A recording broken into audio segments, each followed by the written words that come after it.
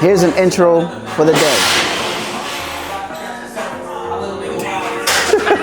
All right, so starting to take down the frames. We're bringing the pieces over. And then we gotta start cutting the frames too because they're so large. Benjamin went to go grab some equipment like a bandsaw and a sawzall to get the cutting.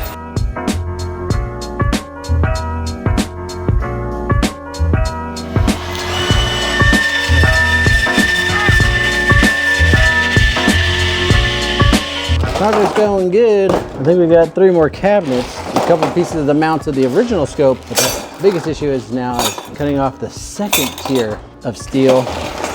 It's gonna take a while. So we'll have 1, 2, 3 pallets for all the metal. He's gonna have 2 trucks and just gonna keep coming until it's gone. All right, this episode is sponsored by Yerba Mate, berry lemonade, my favorite flavor. 2 sugars, ton of caffeine. We've all been running on it. This whole wall was de-installed by Yerba Mate. Hold up, catch the action. I'm gonna hit you with the...